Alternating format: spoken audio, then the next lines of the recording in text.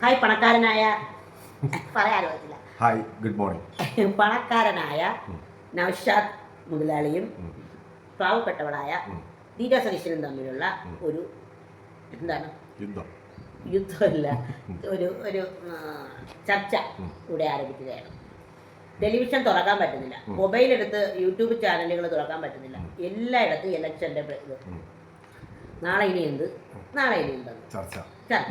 അപ്പൊ നമ്മൾ ചോദിക്കുകയാണ്, നാളെ ഇനി എന്ത്, നാളെ ഇനി എന്ത്. എല്ലാവർക്കും അത് തന്നെയാണ് പ്രശ്നം. നാളെ എന്ത്, അങ്ങനെ പ്രശ്നം ഇല്ലാത്തവരില്ല. നാളെ എന്ത് എന്ന് ആദ്യ പൂണ്ട് നടക്കുന്നവരാണ് പണക്കാരായാലും പാവപ്പെട്ടവരായാലും എല്ലാം. നാളെ എന്ത്, അത് ഇനി അങ്ങനെ ചിന്തിക്കാത്തവർ ഇനി ഈ 24 hours വെള്ളമൊക്കെ അടിച്ചിങ്ങനെ നടക്കുന്നത് അവർക്ക് മാത്രമേ ചിലപ്പോൾ അങ്ങനെ ഒരു ചിന്ത ഇല്ലാതെ ഉണ്ടാവാൻ സാധ്യതയുള്ളൂ. വേറെ എല്ലാവരും ചിന്തിക്കുന്നത് ഒരൊറ്റ കാര്യമുള്ളൂ, നാളെ എന്ത്, നാളെ എന്ത്. അതിനകത്ത് അതിൻ്റെ ചിന്തയുടെ വ്യാപ്തി ഓരോരുത്തരുടെയും കപ്പാസിറ്റി അനുസരിച്ച് കൂടിയും കുറഞ്ഞും ഇരിക്കും. നമ്മളെയും ചിന്ത അത് തന്നെ, നാളെ ഇനി എന്താണ് അവസ്ഥ എന്നൊക്കെ. പണക്കാരനായ നൗഷാദ് ഖാൻ എന്ന് ഞാൻ പറഞ്ഞത് എന്താണെന്ന് അറിയാമോ? അതൊരു ട്രോളാണ്. ഇപ്പോഴേ നമ്മൾ രണ്ടുപേരും അടി കൂടാതെ സംസാരിക്കുന്ന സമയം എന്റെ പണം താ എന്ന് നൗഷാദ് ഖാൻ പറയും, ഞാൻ പറയും എന്റെ പണം താ. അപ്പൊ നമ്മൾ രണ്ടുപേരും അങ്ങോട്ട് ഇങ്ങോട്ട് പറയും എന്റെ പൈസ എന്റെ പൈസ. അപ്പൊ നൗഷാദ് ഖാൻ നൈമിത്ര നൗഷാദ് ഖാനാണ്, ഇത് നൈമിത്ര നൗഷാദ് ഖാൻ. അപ്പൊ നൗഷാദ് ഖാന്റെ കുന്നോളമുള്ള പണം ഉള്ളത് കൊണ്ടാണ് ദീജ കൂടെ ഉള്ളത് എന്ന് ചില തൽപര കക്ഷികൾ പണ്ടെപ്പോഴോ പറഞ്ഞത് ഞാൻ അറിഞ്ഞിട്ടുണ്ട്. നൗഷാദ് ഖാനുള്ള പണം അവിടെ, പണം അവിടെ പറ. അതല്ലേ സത്യമല്ലേ ഈ പറയുന്നത്, സത്യമല്ലേ? എന്റെ പണം എവിടെ, എനിക്ക് കാശിതാ. എന്റെ കാശ് കൊണ്ടുപോയി ടൂറടിച്ച് കാറിൽ പെട്രോൾ അടിച്ച് തിന്ന് തീർത്തിട്ട് ഇപ്പം കാശ് ചോദിച്ചപ്പോഴത്തേക്ക് കൈ മലർത്തുന്നു. എന്റെ കാശില്ലേ, ഞാൻ വിടൂല വിടൂല വിടൂല. കാശ് കിട്ടിയേ ഞാൻ നൗഷാദ് ഖാൻ ഇഷ്ടംപോലെ പൈസ ഉണ്ട്. അപ്പൊ ദീജയ്ക്ക് നൗഷാദ് ഖാൻ പൈസയാണ്. നൗഷാദ് ഖാൻ പൈസ പറ നൗഷാദ് ഖാൻ. അത് പറയാനുള്ളത് പറയുമ്പോഴത്തേക്ക് അത് വേറൊരു, അതായത് ചിലർ പറയാം നിക്കത് വാങ്ങിക്കാൻ പറ്റില്ല. സ്വത്തിനും പണത്തിനും ആരുടെയെങ്കിലും ഒക്കെ സ്വത്ത് കണ്ടിട്ടും ആരുടെയെങ്കിലും ഒക്കെ ഒന്നും കണ്ടിട്ടും മഞ്ഞളിക്കുന്ന ആളല്ല ദീജ എന്ന് നൗഷാദ് ഖാനെങ്കിലും മനസ്സിലായിട്ടുണ്ടാവും. ആരെങ്കിലും എവിടെയെങ്കിലും ഒക്കെ എന്തെങ്കിലുമൊക്കെ ഉണ്ടാക്കി വെച്ചിരിക്കുന്ന കാണുമ്പോഴൊന്നും ദീജയ്ക്ക് ഒരു ഒന്നുമില്ല.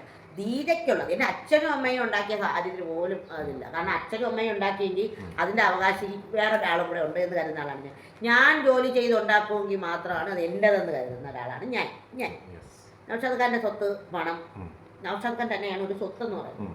വളരെ കുലീനനും ആരോഗ്യ ദൃഢഗാത്രനും നല്ല സ്വഭാവവും ഉള്ള ആളാണ് നൗഷാദ് ഖാൻ. പക്ഷേ ചില സമയം കാല് തൂക്കി നിലത്തടിക്കും. ഞാനത് എപ്പോഴും പറയുന്നത്, അത് ഞാൻ പണ്ടേ ഇക്ക എൻ്റെ കാക്കച്ചി എന്ന് പറഞ്ഞ് എഴുതി ഒരുപാട് പേര് ആരാധകരായി. ഈ ആളില്ല, ഒരുപാട് പേര് ആരാധകനായി. ഈ ആൾക്കാരെല്ലാം പറയുന്നു നൗഷാദ് ഖാൻ ഉള്ളത് കൊണ്ടാണ് ദീജ ഇങ്ങനെ ഇരിക്കുന്നത്. അങ്ങനെ ഒന്നുമല്ല. നൗഷാദ് ഖാൻ എങ്ങനെ ഇങ്ങനെ നിൽക്കുന്നു അതിനൊപ്പം ദീജയും നിൽക്കുന്നുണ്ട്. അത് പറയുമ്പോൾ അപ്പോൾ ദീജയ്ക്കത് ഇഷ്ടമല്ല കേട്ടാ എന്ന് അതൊക്കെ പറഞ്ഞുകൊണ്ടാകട്ടെ. ഞാൻ കിടന്ന് കഷ്ടപ്പെട്ടിട്ട് നൗഷാദ് ഖാൻ കഷ്ടപ്പെടുന്നെന്ന് പറഞ്ഞു. പാവ അത് ഈ സമൂഹത്തിൻ്റെ ഒരു കുഴപ്പം എന്താണെന്നറിയാമോ? ഇങ്ങനെ ഡിസബിലിറ്റി ഉള്ള ഒരാളായതുകൊണ്ട് സഹായം ചെയ്തു തരുമ്പോ അത് സഹായമല്ല, അതിനെ ആ രൂപത്തിൽ വളച്ചൊടിച്ച് അങ്ങനെ ഒരു രണ്ട് വ്യക്തികൾ എന്ന് കൂട്ടിയാൽ മതി. അതിനകത്ത് ഡിസബിലിറ്റി അല്ലെന്നുണ്ടെങ്കിൽ അങ്ങനെ ഒരു ചിന്തയിലോട്ട് പോകുന്നത് ശരിയല്ല എന്നാണ് എന്റെ അഭിപ്രായം. ഈ ആളിനാണെങ്കിലേ ദൈവം സഹായിക്കാൻ നടക്കാൻ പറ്റണേന്ന് ഞാൻ പ്രാർത്ഥിക്കുന്നു. കൈക്കും കാലിനും അതുണ്ട്, എനിക്ക് പറ്റുന്നില്ല. അപ്പൊ ഞാൻ ഈ ആളിന്റെ കൈയും കാലും കൂടെ എനിക്ക് വേണ്ടി പ്രവർത്തിക്കേണ്ടതാണ് എന്ന് ഈ ആൾ കരുതുന്നത് ഈ ആളിന്റെ മഹത്വമാണ് എന്ന് പറഞ്ഞാൽ ഈ ആൾ വിചാരിക്കുന്നു എന്റെ മഹത്വമല്ല, അത് ഞാൻ ചെയ്യേണ്ടതാണ് എന്ന് ഈ ആൾ വിചാരിക്കുന്നു. ഈ ആളിന്റെ മനുഷ്യത്വമാണ്, മഹത്വമല്ല മനുഷ്യത്വം. അപ്പൊ അത് ഈ ആൾ ചെയ്യുന്നു. അതുപോലെ എന്റെ വീട്ടിൽ വിട്ടം, എന്റെ വീട്ടിലെല്ലാവരും അവരെ കൊണ്ട് പറ്റുന്നത് എനിക്ക് വേണ്ടി ചെയ്യുന്നു, ഞാൻ അവർക്ക് വേണ്ടി ചെയ്യുന്നു എന്നുള്ള പരസ്പര പൂരകങ്ങൾ. അല്ലാതെ ഒരാളുള്ളതുകൊണ്ട് ഒരാൾ അങ്ങനെയല്ല. ഈ ഒരാളുള്ളത് കൊണ്ട് പക്ഷെ ഈ ആളും ഞാനും തമ്മിൽ നടത്തുന്ന യുദ്ധം എന്നെ ഇടക്കിടക്ക് കുത്തുന്നതിനാ അല്ല അപ്പൊ എന്റെ ഈ വിശാല നെഞ്ചു നീ കുത്തി നോക്കി കാക്കച്ചി പറ.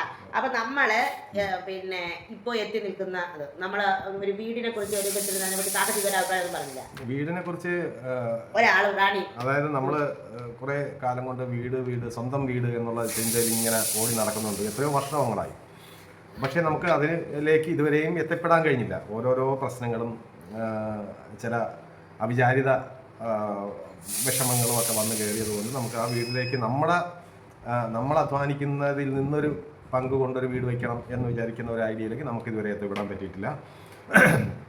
ലാസ്റ്റിൽ നമുക്കൊരു ലോണിന് വേണ്ടി ട്രൈ ചെയ്ത് വന്നപ്പോഴത്തേക്ക് ഇലക്ഷൻ പ്രഖ്യാപിച്ച് അങ്ങനെ ഒരുപാട് പ്രശ്നങ്ങൾ അങ്ങനെയായി. ഈ വീട് മാറി നടക്കുക എന്ന് പറയുമ്പോഴത്തേക്ക് അതൊരു വല്ലാത്ത ഇപ്പം നമ്മൾ തന്നെ ഒരു 7-8 വീടും ഒക്കെ മാറി 7-8 വീട് താമസം മാറുക എന്ന് പറയുമ്പോഴത്തേക്ക് ചെറിയ കാര്യമല്ല കേട്ടോ, അതൊരു വലിയ വിഷയമാണ്. അപ്പം നമുക്കൊരു വീട് വയ്ക്കൽ നിർബന്ധമാണ്. പക്ഷേ അത് നമ്മൾ അധ്വാനിച്ച പൈസ കൊണ്ട് ഇപ്പം ലോൺ കിട്ടും. ലോൺ കിട്ടിയാൽ അത് നമ്മൾ 10-15 വർഷം കൊണ്ട് അടച്ചു തീർക്കാവുന്ന ലോണാണ് നമുക്ക് കിട്ടുന്നത്. ഓക്കെ, പക്ഷെ അത് ഇനി എത്ര നാൾ ഇനി അതിനിങ്ങനെ കാത്തിരിക്കണം എന്നുള്ളത് നമ്മൾ ഇങ്ങനെ ഒരു തൃശങ്കുവിൽ നിർത്തുന്ന ഒരു സംഭവമാണ്. നമുക്ക് സ്വാതന്ത്ര്യമായിട്ട് കൈകാര്യം ചെയ്യാൻ, നമുക്ക് പെരുമാറാൻ ഒരു വീട്, സ്വാതന്ത്ര്യമായിട്ട് പെരുമാറാൻ ഒരു വീട്, ഈ വാടക വീടുകളിലെ അസ്വാതന്ത്ര്യം അത് വാടക വീടുകളിൽ താമസിച്ചവർക്ക് കൃത്യമായിട്ട് മനസ്സിലാവും. അതൊരു വല്ലാത്തൊരു വിഷമം തന്നെയാണ്.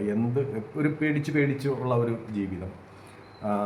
പല അസ്വാതന്ത്ര്യങ്ങളും നമ്മൾ സഹിച്ച് അഡ്ജസ്റ്റ് ചെയ്ത് ഇങ്ങനെ കഷ്ടപ്പെട്ട് ജീവിച്ചു പോകുന്നു എന്ന ഒരു വാടക വീടിൻ്റെ ഒരു ബുദ്ധിമുട്ടാണത്. അത് എല്ലാവർക്കും മനസ്സിലാവുകയും ചെയ്യും.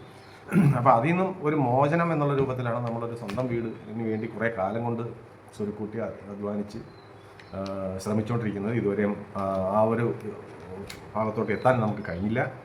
പക്ഷേ ഇനി നമുക്ക് നിർബന്ധമായിട്ടും അവിടേക്ക് എത്തണം എന്നുള്ള ഒരു ഭയങ്കര ആഗ്രഹത്തിൽ പോവാണ്. ലോൺ എന്ന് കിട്ടുമെന്നൊന്നും നമുക്കിതുവരെ വലിയ ഉറപ്പൊന്നും കിട്ടും എന്ന് തന്നെയാണ് ഇപ്പോഴും പറയുന്നത്. പക്ഷേ അത് എന്നുള്ള കാര്യത്തിൽ മാത്രമാണ് നമുക്കൊരു പ്രശ്നം. അപ്പോൾ പിന്നെ ആരെങ്കിലും കടമായിട്ട് തരികയാണെന്നുണ്ടെങ്കിൽ ശരി, നമുക്ക് വീട് പണി അങ്ങ് തുടങ്ങാം.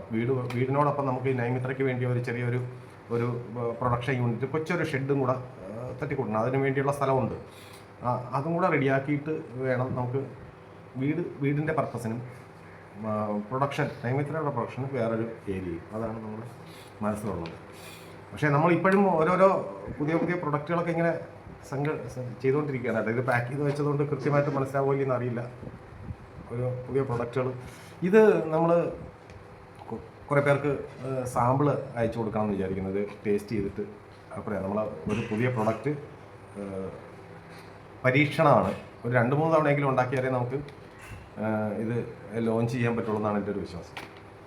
ഓക്കെ, ഇത് കുറേ നേരം കൊണ്ട് എൻ്റെ കൈ ഇരിക്കുന്നത്, അതുകൊണ്ടാണ് ഞാൻ ഇപ്പോൾ ഇത് പറഞ്ഞത്. ഓക്കെ, വീട്ടിലേക്ക് വരാം. അതെ, അപ്പം വിഷയം എന്ന് പറഞ്ഞു കഴിഞ്ഞാൽ ആ വീടിനെ കുറിച്ച് വിട്ട വീഡിയോകളിലൊന്നും കാപ്പറ്റി വന്നിട്ടില്ലല്ലേ. അപ്പം ഞാൻ പറഞ്ഞു അതിൽ നമുക്കൊരു വീഡിയോ ചെയ്യണം എന്ന് പറഞ്ഞു. അങ്ങനെയാണ് ഇപ്പോൾ നമ്മൾ വന്നത്, വീഡിയോ ചെയ്യാനായിട്ട് വന്നേക്കുന്നത്. അതുകൊണ്ടാണ് പ്രധാനമായിട്ടും പറയാനുള്ളത്. അതൊക്കെ ചേർത്ത് പറഞ്ഞ കാര്യമാണ്. കൊണ്ടുപോയി വെക്കുക, അത് ഇതൊന്നും ഇഷ്ടമല്ലാത്ത ആൾക്കാരാണ് നോക്കാം. അപ്പോൾ ഇന്നലെ നമ്മൾ രണ്ടുപേരും പറഞ്ഞു വേണ്ട, നമ്മൾ സ്വന്തമായിട്ട് അധ്വാനിച്ചുണ്ടാക്കുന്നത്. പിന്നെ ആർക്കെങ്കിലും ബിജെക്ക് ഒരു വീട് ചെയ്ത് കൊടുക്കാം എന്ന് തോന്നി അവർ മനസ്സോടെ വന്ന അതാണ് ഞാൻ പറഞ്ഞത്. പിന്നെ നമ്മുടെ പ്രോഡക്റ്റ്, നമ്മളിപ്പം ഇറങ്ങിയ നമ്മുടെ പ്രോഡക്റ്റ് മറ്റുള്ളവരിൽ എത്തിച്ചു തരികയോ അല്ലെങ്കിൽ അത് ഇങ്ങനെ അതിനൊരു ഹെൽപ്പ്, അത്. രണ്ടാമത് സഹായം, ആരും സഹായം എൻ്റെ അടുത്ത് ഒരാൾ പറഞ്ഞു സഹായം പൈസ കടം കൊടുക്കുന്നത് ആരും തരത്തില്ല എന്നാണ്. അപ്പം ഇപ്പം തന്നെ നമ്മൾ തൃശ്ശങ്കൂര് നിൽക്കുകയാണ്, ഇപ്പോൾ പെട്ട് നിൽക്കുകയാണ്. വാടക വീടിൻ്റെ കാര്യം പറഞ്ഞല്ലോ, അതൊക്കെ പറയാം, അതൊക്കെ പിന്നെയാണ്, അതൊക്കെ ഇതിനോട് സംസാരിക്കാം. വേറെ വീഡിയോയും കാര്യങ്ങളുമായിട്ടൊക്കെ വന്ന് സംസാരിക്കാം. വളരെ പെട്ട് നിൽക്കുകയാണ്. എന്ന് വെച്ചാൽ അങ്ങോട്ടും ഇങ്ങോട്ടും തിരിയാൻ പറ്റാത്ത അവസ്ഥയിലാണ് നമ്മളുടെ ഇപ്പം നിൽക്കുന്നത്. അതിനെക്കുറിച്ച് പിന്നെ പറയാം. അപ്പം വീടിനെക്കുറിച്ച് ഇതാണ് പറയാനുള്ളത്. വീട് എത്രയും പെട്ടെന്ന് വേണം. നമുക്ക് MC റോഡ് സൈഡിൽ ഒരു വസ്തു ഉണ്ട് എന്ന് പറയുന്നത് തന്നെ അഭിമാനകരമായിട്ട് നമുക്ക് പറയാൻ പറ്റുന്നുണ്ട്. അത് നമുക്ക് അവിടെ ഒരു വീട് അതുണ്ടെങ്കിൽ നമുക്ക് നൈമിത്രയും കൊണ്ട് മുന്നോട്ട് പോകാൻ പറ്റും. വലിയ കാര്യമായിട്ടാണ് നമ്മളത് പറയുന്നത്. അപ്പോൾ അതിനെക്കുറിച്ചൊക്കെ പറയാനും ഒക്കെ ആയിട്ടാണ് ഈ പണക്കാരനെയും കൊണ്ട് വന്നത്. പണക്കാരൻ പറഞ്ഞല്ലോ കാര്യങ്ങൾ, അതാണ്. അല്ലാതെ നമ്മളെ എൻ്റെ വീട്ടിലുള്ള എല്ലാവർക്കും അക്കൗണ്ട് നമ്പർ വെച്ച് പോസ്റ്റ് ചെയ്തത് വിഷമമാണെന്ന് ആരെങ്കിലുമൊക്കെ വലിയ ഹൈപ്പിൽ പോയിട്ട് അക്കൗണ്ട് നമ്പർ വെച്ച് ആൾക്കാരോട് പൈസ ചോദിക്കുന്നു. ഞാനല്ല, അവരെന്നെ സഹായിക്കാൻ വന്നതാണ്. അവരിപ്പോഴും ഇന്നലെ എന്നോട് പറഞ്ഞു കൊച്ചി നമുക്ക് പിന്നെ എന്തെങ്കിലും നോക്കാമെന്ന് അവർ പറയുന്നുണ്ട്. അപ്പോൾ ഒരുപാട് നല്ല മനസ്സുള്ള ആരെങ്കിലും ഉണ്ടെങ്കിൽ അവരാരെങ്കിലും ഇങ്ങനെ ചെയ്തു തരാമെന്ന് പറയാം. ഞങ്ങളൊരു ചെറിയ വീടാണ് കേട്ടോ, ചെറിയ വീടാണ്. 1000 സ്ക്വയർ ഫീറ്റ് ഒന്നും ഇല്ല കേട്ടോ, 1000 സ്ക്വയർ ഫീറ്റ് ഒന്നും ഇല്ല. എന്നാലും 500-600 സ്ക്വയർ ഫീറ്റിൽ പറ്റയില്ല. ഒരു അതിൻ്റെ 1000-ൽ താഴെ അങ്ങനെ നിൽക്കുന്ന ഒരു സ്ക്വയർ ഫീറ്റിൽ ഒരു വീട്. എനിക്ക് വീൽ ചെയർ നല്ലപോലെ ഓടിക്കണം, ഞങ്ങളുടെ പ്രോഡക്റ്റ് ചെയ്യണം, ഇത്രയേ ഉള്ളൂ. അവിടെ ആഡംബരമോ അവിടെ ഒന്നും വേണ്ട, ഞങ്ങൾക്കുള്ള കാര്യങ്ങളെല്ലാം പറക്കിയിട്ട് ഞങ്ങൾ അവിടെ കിടന്നോളാം. അതാണ് ഞങ്ങളുടെ ഇത്. അപ്പോൾ ഞങ്ങൾക്ക് ആ വീട് ലോൺ പെട്ടെന്ന് ശരിയാവട്ടെ. പിന്നെ നിങ്ങൾ ഈ വീഡിയോ കാണുന്നവർ MC റോഡ് സൈഡിലുള്ള ആൾക്കാർ ആരെങ്കിലും ഉണ്ടെങ്കിൽ MC റോഡ് സൈഡിൽ മെയിൻ റോഡിൽ തന്നെ എവിടെയെങ്കിലും വാടകയ്ക്ക് വീടുണ്ടെങ്കിൽ പറയാം. പുതിയ വീട് നമ്മൾ വന്നു, പക്ഷേ നിങ്ങളോട് അതിനെക്കുറിച്ച് പിന്നെ പറയാം. നിങ്ങൾ MC റോഡ് സൈഡിൽ വാടക വീടുണ്ടെങ്കിൽ പറയണം. MC റോഡ് സൈഡിൽ തന്നെ നിലമേലിലും കിളിമാനൂരിലും മതി, അല്ലാതെ നമുക്ക് ദൂരോട്ട് പോയാൽ പറ്റത്തില്ല. കണ്ണങ്കോട് ഭാഗങ്ങളിൽ വല്ലതും ഉണ്ടെങ്കിൽ അത്രയും നല്ലത്. അവിടെയാണ് നമ്മുടെ വസ്തുവൊക്കെ ഉള്ളത്. അപ്പോൾ നമുക്ക് വീട് വയ്ക്കണമെങ്കിൽ അവിടെ ആയിട്ട് നിൽക്കുന്നതാണ് നല്ലത്. അപ്പോൾ കിളിമാനൂരിലും നിലമേലിലും മതി കേട്ടോ. അപ്പോൾ നിങ്ങൾ ഇതും കൂടെ ഒന്ന് ശ്രദ്ധിക്കണം. പിന്നെ അപ്പോൾ ചോദ്യങ്ങൾ വരാൻ പുതിയ വീട്ടിലോട്ട് പോയാൽ എന്നൊക്കെ പിന്നെ പറയാം.